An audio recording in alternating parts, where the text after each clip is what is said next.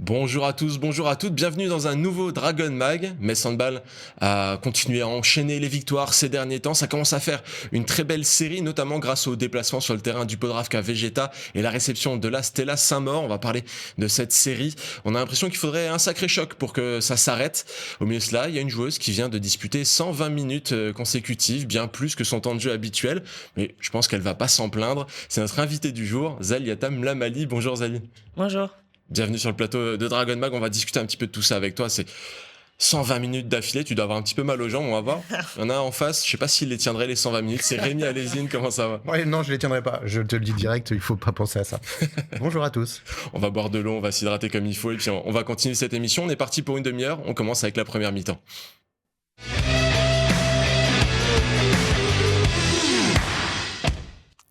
Et cette mi-temps, on la démarre avec un chiffre, 21. Mais qu'est-ce que c'est? L'addition des numéros de maillot de Katia Andriushina et Nina Kanto? Ouais, ok. Mais je vois pas ce qu'on va faire de cette information. Par contre, 21, c'est le nombre de victoires consécutives de Metz Handball, toutes compétitions confondues. Il y a eu un match nul à Storhamar et depuis, les Dragons sont intraitables en championnat comme en Ligue des Champions.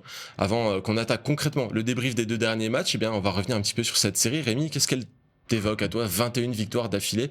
Dans le sport collectif, c'est pas courant quand même. Non, c'est pas courant, et il faut le dire que c'est pas courant et que c'est pas normal, parce que bien entendu qu'il y a des adversaires comme la Stella Saint-Maur qui sont plus qu'abordables et le rapport de force est complètement déséquilibré, mais il y a surtout la Ligue des Champions au milieu et des adversaires redoutables. Il y a surtout un début de championnat qu'on a dit, parce qu'on le pensait et parce que je le pense toujours, un début de championnat qu'on a dit poussif parce que le collectif ne s'était toujours pas trouvé. Malgré ça, il n'y avait pas de défaite. Donc, c'est remarquable. Après, le côté de la balance et l'expérience, on le sait que tout n'est pas joué, qu'on est qu'au mois de janvier, qu'il y a eu beaucoup de matchs, qu'il y a eu beaucoup de matchs compliqués, que Metz Handball a fait plus que remplir ses objectifs parce qu'être déjà qualifié pour les quarts de finale à ce moment-là, bah, c'est quand même une sacrée performance. Mais sur un match, que ce soit en championnat ou en Ligue des Champions, tu peux perdre un trophée. Et ça, même si tu as gagné 55 matchs, 155 matchs, 4000 matchs avant, bah, le match qui compte, Metz Handball ne l'a toujours pas gagné parce que le match qui compte, c'est contre Brest en championnat. Le match qui compte, bah, ce sera déjà le quart de finale avant potentiellement des matchs au Final Four. Voilà, donc la série est remarquable et surtout, plus que l'addition des matchs qui fait 21 aujourd'hui, ce sont les matchs avec des certitudes. Voilà. Ce collectif a maintenant beaucoup de certitudes.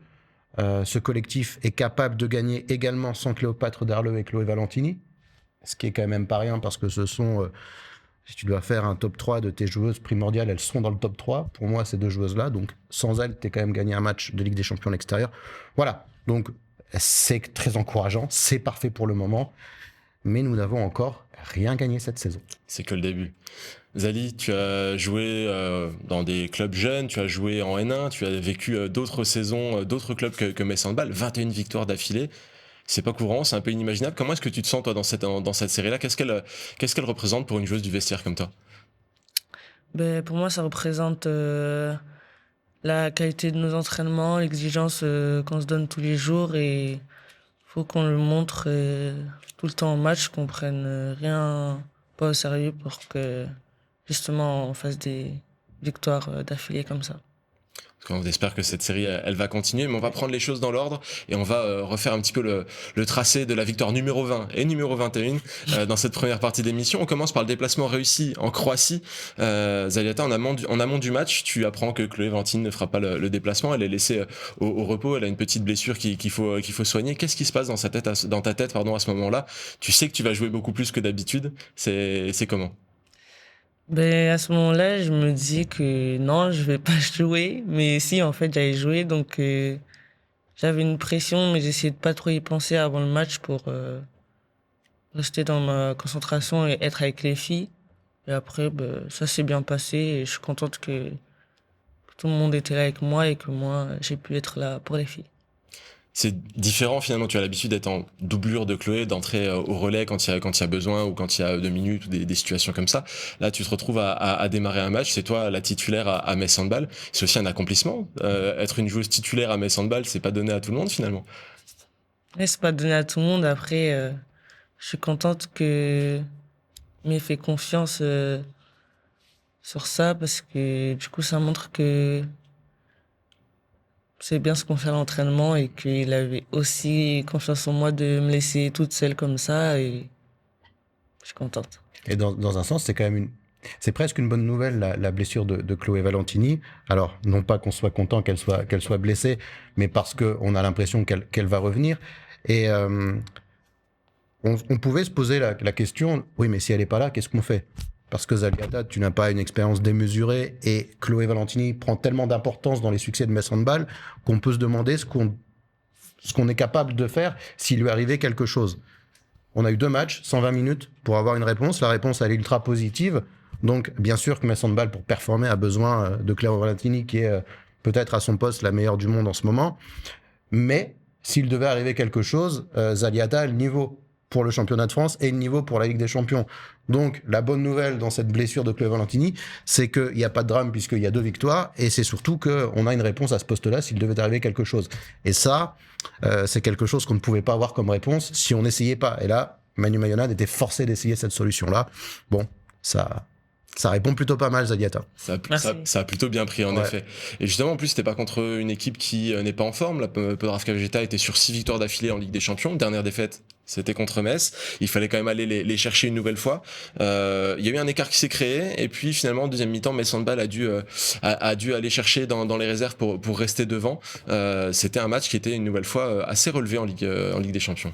Ouais, on a vu que c'était une équipe qui, au-delà de bien jouer au handball et d'être sur une série très positive, est une équipe qui a eu envie de rentrer dans les Dragons. Moi, j'ai senti une agressivité, pas sur le terrain puisque je les regardais à la télé, mais j'ai senti qu'il y avait une volonté des Croates de pas faire de cadeaux à Metz Handball.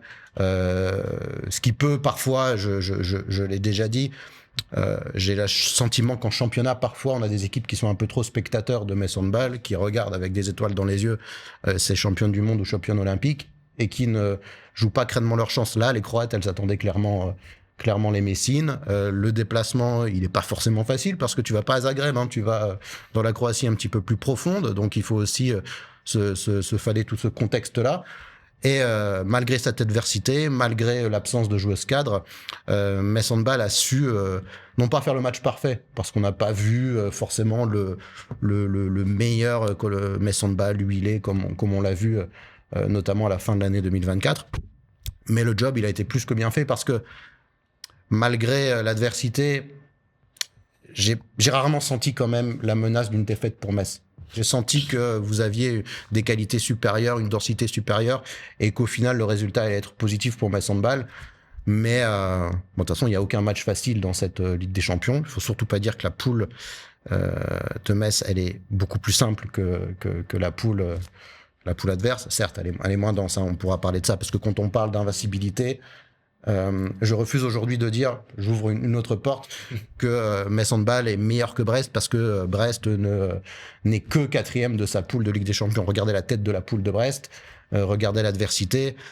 Bon, voilà, le rapport de force entre les deux clubs français aujourd'hui, il n'est pas forcément énormément en faveur de Metz Handball. Oui, donc voilà. Seules les confrontations directes sont... Ouais, voilà. Et puis le championnat aussi, la Ligue des Champions est un peu faussée aussi du fait du retrait de Vipers, il y a eu des points qui ont été répartis, etc. C'est dur de se faire une vraie idée sur ces situations de classement là. En tout cas, sur ce match au Podravka Vegeta, ça se joue à un but à la fin et Anne-Mette Hansen prend la responsabilité dans les dernières secondes. Alors j'avais noté que c'était un jet franc, c'est pas exactement le cas, il reste une seconde, une passe, un tir, Pas mal, hein. Et elle met un petit peu tout le monde d'accord avec un petit bijou, on le revoit là, c'est petite lucarne rentrante, c'est quelque chose qu'on aime bien voir. Zali, comment ça se passe quand les matchs se terminent là-dessus, sur un but aussi fort, aussi électrisant? Qu'est-ce qui se passe dans les têtes? Mais ça fait trop plaisir en plus de voir que elles étaient déterminées à vouloir gagner contre nous, qu'elles ont tout donné dès le début de la première mi-temps. Ça confirme que Anne-Mette, elle peut nous sortir des bijoux comme ça en fin de match et ça fait plaisir. Ouais, on la voit souvent en défense, Anne-Mette, mais quand t'as des ballons d'attaque, elle rigole pas avec. Non. Ce ballon-là, c'est le poteau qui le prend. Moi, je l'aurais pas pris dans le visage, hein, Ce qui est personnellement. intéressant, c'est qu'il y a quand même plusieurs joueuses à Metz Handball qui sont capables de prendre le ballon du Money Time. Ouais. Voilà, on a quand même beaucoup de joueuses d'expérience qui ont du sang-froid, même dans les moments qui peuvent paraître un petit peu plus compliqués. Et oui, Anne-Mette Hansen, quand tu as porté le maillot de Gjord, quand tu as autant de sélections avec l'équipe du Danemark, Bon, voilà, c'est une des cadres de cette équipe-là et elle n'est pas la seule. Donc ça fait partie aussi de la grande force de ce Mess Handball cette saison. Et admettons, on a vu aussi ce qu'elle a fait avec le Danemark à l'Euro. Ouais. Elle a encore une fois montré à quel point c'est une joueuse de talent. En tout cas, au classement, cette victoire, elle vient valider définitivement la qualification en quart de finale. Ça fait un bout de temps qu'on en parle. Elle a été quasiment acquise depuis quelques matchs. Ah mais là c'est bon, il y a plus de... Là, c'est bon, c'est fait. Il n'y a plus que le FTC qui peut encore venir chercher la première place. La fenêtre de tir est de plus en plus restreinte pour l'équipe hongroise. 3 matchs à jouer et une victoire et demie de retard. Gare à celles qui feront un faux pas d'ici là, mais Mess Handball jouera bel et bien les quarts de finale face à une équipe issue des playoffs. Match aller à l'extérieur le 19 ou le 20 avril. Match retour dans une ambiance de feu, bien sûr, ça on n'en doute même pas, aux arènes le 26 ou le 27 avril. On sait à quel point les matchs retour en quart de finale sont importants. On en a vécu un il y a pas si longtemps que ça qui a fait des sacrées vagues. Mais avant cela, il reste encore des matchs de groupe à jouer. Nyköping, Bistrita et contre Storhamar. Storhamar, une petite attention dessus parce que il y a quelque chose à régler contre cette équipe. Zeliata, tu les vois comment ces derniers matchs à jouer? La qualification, elle est acquise. Mais je pense qu'à Mess Handball, on veut gagner quoi qu'il arrive. On se pose même pas la question de savoir si il faut le jouer comme il faut ou pas. On le joue à fond. Non, on va prendre ces 3 matchs au sérieux. On va s'entraîner comme d'habitude, voire même être plus exigeante. Parce qu'on ne veut pas laisser de points à FTC. Et nous, on veut rester première et c'est ça qui compte. En tout cas, il y a une compétition où ça continue d'être la victoire à tout prix. De toute façon, c'est aussi en Ligue Butagaz Énergie. Mercredi, c'est la 11e journée du championnat qui se joue aux arènes. Il y avait la Stella Saint-Maur, bien sûr, une équipe francilienne. Des équipes qui jouent forcément dans un championnat un tout petit peu différent entre Mess Handball qui prône le haut de tableau et la Stella qui continue de se structurer et d'essayer d'exister dans cette élite. Et la défense de fer des Dragons, eh bien, elle a occasionné des contre-attaques, un écart qui s'est vite creusé. Et Rémi, l'affaire était assez rapidement dite quand même. Un match qu'on a vu, j'allais dire des dizaines, mais des centaines, des centaines de fois. Non pas qu'il soit monotone, mais non pas qu'il soit facile à gagner, parce qu'il faut se donner les armes pour ne pas se faire surprendre. Hein. Ça peut arriver. On a déjà vu des gardiennes qui prennent feu parce que tu leur donnes confiance. Mais je trouve quand même le rapport de force immensément déséquilibré parce que Mess Handball est plus physique, plus expérimenté, plus technique, plus dense. Voilà. Il fallait évidemment jouer ce match, ne pas tomber dans le piège. Et petit à petit, on se rapproche du fameux Metz-Brest, qu'on attend tous avec beaucoup d'impatience. Et il serait très courageux aujourd'hui, comme je le disais tout à l'heure, de se prétendre favori. Ça c'est certain, donc ce match contre Brest le 12 février qui va être un petit peu le juge de cette Ligue Butagaz Énergie. On se souvient que l'année dernière, Mess Handball avait perdu à domicile, et après il fallait courir pour rattraper cet écart. Bon, ça s'était bien fini, à voir. Peut-être qu'en prenant le match à domicile, cette fois-ci, ce sera un peu plus simple pour tout le monde, un peu plus relâché, on verra bien. Zeliata, ce match face à la Stella, c'était ton deuxième titulaire, tu as encore une fois eu pas mal de temps de jeu, et tu t'es surtout éclaté. 5 buts à la mi-temps, 10 buts au final. Ça va, t'as joué un peu plus relâché là encore, c'était tranquille. Ouais, ça va, c'était un peu mieux. Je me suis senti plus à l'aise et ça m'a fait du bien. C'est ta plus grosse marque en carrière de mettre 10 buts. J'ai fait mes petites recherches, je suis allé regarder, même dans les catégories un peu plus jeunes, en N1, etc. T'en mettais 4, 5, 6, peut-être 7, mais 10. Ouais. C'est autre chose là, non? Ouais, c'est autre chose. Rémi, il y en a une autre qui s'est éclatée, c'est Jazz. Elle en a mis 10 elle aussi. Ouais. Elle était pas titulaire, elle est entrée en cours de jeu et elle a développé un talent de téléportation. On la voyait en défense, elle apparaissait sur la ligne des 6 mètres de l'autre côté 2 secondes plus tard pour conclure le but. C'est pas mal ça aussi, c'est une joueuse, on sait qu'elle peut marquer des buts, elle a été une des meilleures buteuses quand elle était à Nice. À Metz, elle a des responsabilités différentes. Ouais. Là c'est autre chose. Bah, on le savait qu'elle était capable de marquer des buts avant de jouer à Metz, mais c'est vrai que depuis qu'elle est à Mess Handball, alors elle est soit très utilisée et très utile en défense. Il y a quelques matchs références quand même où elle a changé le cours d'un match sans que ça se voit avec 10 buts, mais parce qu'elle a cadenassé une Viakireva. Il en faut pas toujours 10 pour changer le cours d'un match. Un seul ça peut suffire. Mais on la voit prendre... alors, mettons l'adversaire aussi en évidence. C'est peut-être plus facile de le faire face à un match de championnat où tu as de la marge que dans un match qui compte en Ligue des Champions. Mais il est peut-être utile de savoir qu'offensivement, tu peux aussi compter sur elle. Ce que ne fait pas forcément le staff dans les matchs importants. Parce qu'aussi, notamment la saison dernière, elle a partiellement déçu, moi je trouve, sur des phases offensives. Elle n'a pas apporté le rendement qu'on pouvait attendre d'elle. Donc c'est pour ça aussi qu'elle a été cantonnée à ce rôle de défenseur, ce qui n'est pas ce qui n'est pas un sous-rôle, hein, loin de là. Mais elle est capable, on le sait. C'était peut-être simplement une question de mental. Peut-être que le fait d'être fixé sur son avenir la libère un petit peu plus et elle a à cœur de marquer un peu plus encore son empreinte à Mason Ball. Donc, c'est forcément positif. Et s'il devait y avoir une utilité à ces petits matchs, outre le fait de rester dans la cadence de Brest en championnat, c'est de voir Zaniata, c'est de voir Manon Erard, c'est de voir aussi que Jazz Chambertin peut être utilisé sur ces rôles-là. Donc voilà, ça peut servir aussi de petit laboratoire pour ce type d'ajustement. Je reviens sur ce que tu dis par rapport au fait de partir et d'être un petit peu plus libéré, etc. Généralement, les joueuses qui partent de Metz Handball, elles ont un dénominateur commun, c'est qu'elles ont déclaré, elles assument le fait de vouloir tout gagner avant de partir.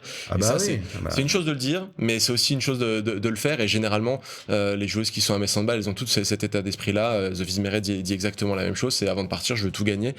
Et on espère que ça va se concrétiser. En tout cas, Jazz Chambertin, j'ai échangé avec elle à l'issue du match et je lui ai posé notamment cette fameuse question sur la téléportation de défense à attaque, regardez. Co-meilleure joueuse du match, si on en croise Aliata au moment d'appuyer sur ce buzzer, comment ça se passe cette nouvelle célébration? Bah non, mais parce qu'elle est un peu timide, du coup elle voulait venir avec moi et du coup j'ai dit bon d'accord, je t'accompagne. Il faut dire que tu as fait un bon boulot aussi pendant ce match.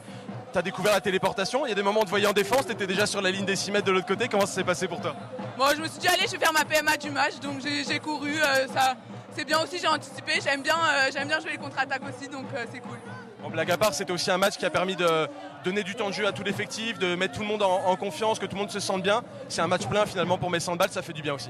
Ah oui, ça fait du bien pour la confiance aussi. On s'était dit qu'il fallait qu'on se rende le match facile dès le début, c'est ce qu'on a fait je pense. Notre défense a été dure, il y a eu des arrêts de gardien, on a monté les ballons et c'est ce qu'on voulait pour pas se compliquer la tâche. Merci beaucoup Dia, je te laisse aller voir, je pense qu'il y a des supporters qui ont des autographes à demander, puis après il y a un discours dans le vestiaire, attention, faut pas louper ça. On apprécie ces moments-là, c'est toujours assez frais, assez sympa. Zaliata, Diaz en parle un petit peu de cette célébration de fin de match où tu as été élu Dragon du match par les supporters présents aux arènes de surcroît, avec une petite cinématique sympa qui se met en place. Au moment d'aller appuyer sur le buzzer, tu as voulu prendre Diaz avec toi, mais quel est le sentiment que tu ressens à ce moment-là? Se dire, ok, j'ai été titulaire, j'ai joué 60 minutes là, en l'occurrence, et en plus de ça, j'ai mis 10 buts, et derrière ça, je suis Dragon du match. Un peu d'émotion quand même, non? Ouais,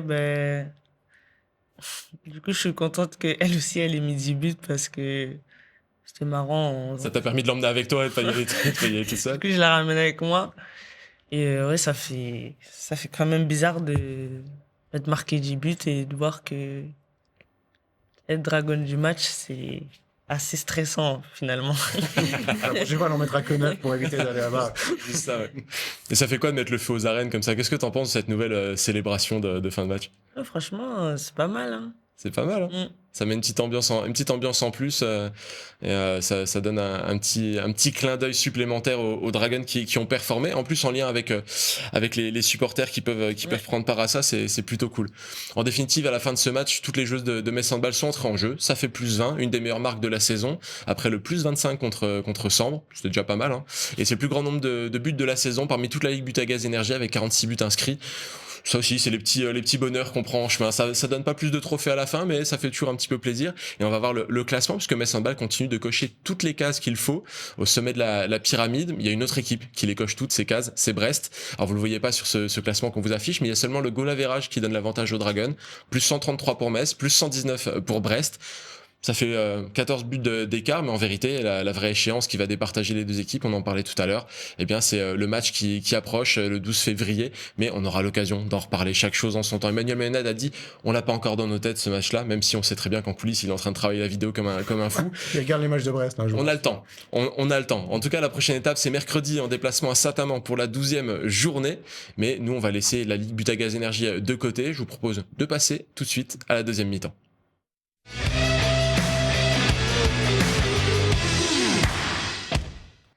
Et pendant cette deuxième partie d'émission, on va parler mercato forcément, puisque Metz Handball a annoncé un nouveau recrutement. On aime bien ce petit rythme, on a une petite annonce par semaine, on a des petits bonbons qui tombent.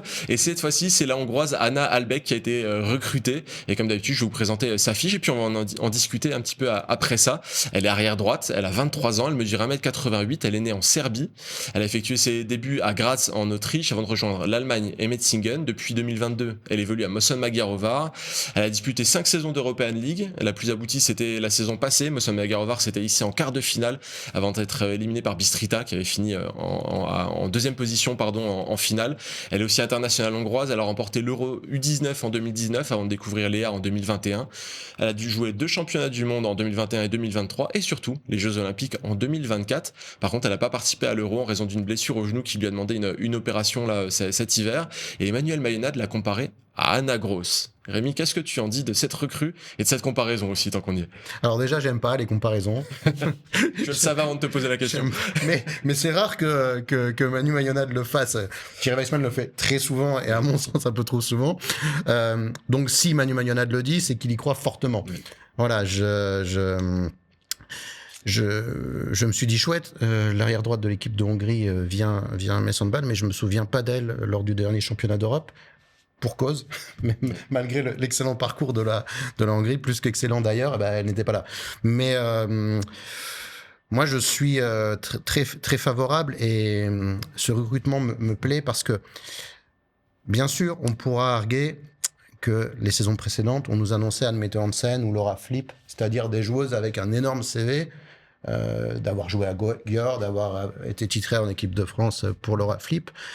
Mais ces joueuses, il faut avoir à l'esprit qu'elles seront là l'année prochaine, puisqu'elles sont déjà à Metz Handball. Ces joueuses cadres avec de l'expérience, avec du tempérament, avec le sang-froid. Il y a quand même un énorme socle de joueuses expérimentées, top mondial, qui restent là. Donc derrière, des joueuses qu'on connaît un peu moins, malgré tout, qui ont des références. Hein. Elle a fait des compétitions internationales avec la sélection hongroise. Et puis bon, les derniers paris de Metz Handball, c'est Petra Bamos, Tyra Axner. Enfin, je veux dire, on est quand même sur un gros gage de réussite. Quand je dis réussite, je dis pas chance parce que il faut aller les superviser et il y a des heures d'études pour savoir si elles vont coller ou pas au collectif, à l'état d'esprit de Metz Handball. Donc voilà, je suis très rassuré. C'est un vrai sujet, ça. Je pense qu'il faudra qu'on se penche à un moment donné dessus dans un Dragon Max et comment Metz Handball arrive à superviser autant de joueuses, etc. Parce que chaque joueuse qui est recrutée, on sait que Metz Handball les a déjà contactées 1 fois, 2 fois, 3 fois. C'est vrai, oui. Elle aussi, elle a déjà été recrutée, donc Metz Handball revient à la charge à chaque fois. C'est dire à quel point il y a un vrai suivi sur les joueuses qui sont scoutées. Donc voilà, je suis très enthousiaumé par son arrivée, d'autant qu'on sera pourvu quand même sur la base arrière. Voilà, je me pose encore énormément de questions sur le poste de gardienne, on pourra en reparler, mais voilà. Mais malgré tout, arrêtez de comparer cette joueuse à Anna Gross parce que pour le moment, c'est lourd à porter quand même. Parce que si elle n'est pas capable comme Anna Gross de mettre 12 buts dans le premier mois à Metz Handball, on a un tas de personnes qui vont dire regardez, elle n'est pas capable. Non. C'est une sacrée pression, ça. Calmons-nous quand même. Elle a le temps de devenir peut-être même plus forte qu'Anna Gross. On lui souhaite évidemment, mais non, pour l'instant, elle n'est pas encore Anna Gross, elle le deviendra peut-être, mais évitons les petites comparaisons. Mais je suis étonné que Manu Mayonnaud le fasse, moi. On va surveiller, il y a peut-être une très très bonne raison de le faire. On lui prête des qualités en attaque et des excellentes qualités en défense. On verra bien ce que ça donne. Je l'ai pas précisé, elle est aussi amie avec Petra Vamos. Elles font partie de la même promotion des équipes jeunes en Hongrie. La photo qui va s'afficher en témoigne. Elles étaient ensemble sur le bateau lors de la cérémonie d'ouverture des Jeux de Paris aux Jeux Olympiques. Si Albec suit les traces de Vamos, je pense que Metz Handball est plutôt en bonne voie. Niveau adaptation, on est pas mal. Puis la photo est plutôt sympa, ça nous dit déjà quelque chose de l'entendre dans le vestiaire. Sur le plan d'eau, faire du bateau, tu vois, tout. Pourquoi pas. On a eu beau pédalo sur le plan d'eau à Metz aussi. Zali, tu t'es mis au hongrois un peu parce que l'année dernière ça parlait pas mal danois. Là, on voit des Hongroises qui passent, ou tu restes au français, c'est bon? Non, je reste au français, c'est bon. Bon, on fait ça. En tout cas, nous, on va continuer à parler hongrois, puisqu'il y a une autre actualité. Elle concerne Zofis Mérey. On savait qu'elle allait partir de Metz Handball. Et bien, désormais, on sait que ce sera un retour à la case départ dans le club où elle a connu ses premières sorties professionnelles, c'est-à-dire à Győr. Quand on entend qu'une joueuse souhaite rentrer au pays pour raisons personnelles, on s'attend pas forcément à ce qu'elle atterrisse dans un incontestable top 4 mondial, voire même top 1, on peut le dire aussi. Ça en a fait grogner quelques-uns sur les réseaux. Quelle est ton approche là-dessus, toi, Rémi? Alors, mon approche, elle est complexe, parce qu'il n'y a pas... il n'y a pas de vérité absolue. Étant donné le pedigree qu'elle a, le championnat d'Europe qu'elle a fait, fallait pas s'attendre à ce qu'elle finisse à Dudelange, Zofis Mérey. Voilà. Non, mais c'était sûr qu'elle allait être convoitée par quelques-uns des meilleurs clubs du monde. Or, le meilleur club... non, pas le meilleur club du monde parce qu'il y a Metz Handball dans l'équation, mais disons l'ogre mondial qui est en plus hongrois, qui va chercher la gardienne de l'équipe de Hongrie, ça me choque pas. Par contre, ce qui m'embête, c'est qu'il y avait un contrat avec Metz Handball qui a été rompu pour qu'elle aille atterrir chez un concurrent direct de Metz Handball dans la plus prestigieuse des compétitions européennes. Et moi, j'estime que cette histoire aurait pu se gérer autrement, c'est-à-dire que Metz Handball aurait pu récupérer une indemnité de transfert face à... Ce qui se fait de plus en plus d'ailleurs. Ce qui se fait de plus en plus dans le handball. On n'avait pas l'habitude il y a quelques années, mais maintenant, ça commence à se faire. Et là, il y a quand même un arrière-goût. Je mets pas en cause le fait qu'elle se soit peut-être sentie mal, qu'elle ait eu le mal du pays. C'est arrivé à d'autres joueuses, et ça, il n'y a pas de souci. Pour autant, j'aurais aimé que Metz Handball puisse récolter les lauriers de l'avoir révélée, parce que c'est eux qui sont allés la chercher, et d'avoir servi de step pour aller ailleurs. Et voilà, donc je suis un petit peu embêté. Il y a quand même une part de moi qui se dit que Dior aurait eu la capacité financière de prendre cette joueuse, comme ça se fait dans le football, non pas des dizaines de millions d'euros, mais voilà, de verser une indemnité parce qu'elle était sous contrat en Metz Handball. Et ça me dérange qu'elle aille renforcer un concurrent direct sans que Metz Handball s'y retrouve financièrement. Voilà. Maintenant, je ne remets surtout pas en cause le mal du pays qui peut être le sien, parce que évidemment que ce sont des choses qui peuvent arriver. En tout cas, elle évoluera non loin d'une certaine Atadou Sako, qu'on connaît bien ici en Moselle. Une belle concurrence également. Elle pourra continuer de travailler son français par la même occasion. Et elle s'intégrera à nouveau dans un trio, puisqu'elle jouera aussi avec Sandra Toft. Gior a confirmé que les 3 gardiennes seront bien toutes les 3 sur le terrain. Vous voyez, même chez les meilleurs clubs européens, il y a une concurrence entre 3 gardiennes. Ouais. Donc c'est pas scandaleux. Gior s'en a un petit peu justifié en expliquant que ça s'était déjà produit par le passé, qu'ils allaient mettre en place quelque chose d'assez sain, etc. On va voir comment ça peut se dérouler dans ce club-là, en tout cas. Mais voilà, comme je le disais tout à l'heure, elle s'est montrée déterminée à tout gagner avec Metz avant de partir, et c'est peut-être ça le plus important. Et si vous ne le croyez pas, je vous invite à jeter un œil au Dragon Mag de la semaine dernière. Elle l'explique en long et en large à quel point elle a envie de gagner. On approche de la fin de l'émission, on y est même quasiment. Zaliata, il me reste une petite question pour toi, parce qu'on parle de mercato à tort et à travers à Metz Handball, mais on connaît plein de joueuses qui sont sous contrat, il y a plein d'annonces qui sont faites, etc. Est-ce que toi tu sais déjà ce que tu vas faire, ou est-ce que tu ne sais pas encore, et qu'est-ce que tu peux nous dire à ce sujet? Ça va, là, je pense que je commence à être calé, donc je peux pas en dire plus, mais ça va peut-être s'annoncer bientôt. Bon, tu sais déjà ce qui va se passer, mais pour l'instant c'est encore un petit peu secret, on a l'habitude, hein. C'est normal, on attend que les clubs, que ce soit Metz Handball ou d'autres clubs annoncent. Ça a été le cas un petit peu à droite et à gauche, mais l'important c'est que tu saches ce que tu vas faire. En même temps, avec 10 buts là, ça pèse dans un CV, non? Bon allez, je te laisse tranquille sur cette question piège. En tout cas, l'émission touche à sa fin. Merci Rémi, merci Zaliata d'avoir été avec nous. Zali, on te retrouve bientôt sur les terrains. Il y a encore de belles échéances, et on sait maintenant que quand Chloé est un peu fatiguée, il y a du répondant. Pour les autres, rendez-vous la semaine prochaine pour un nouveau numéro de Dragon Mag. Ce sera vendredi à 19h. À bientôt.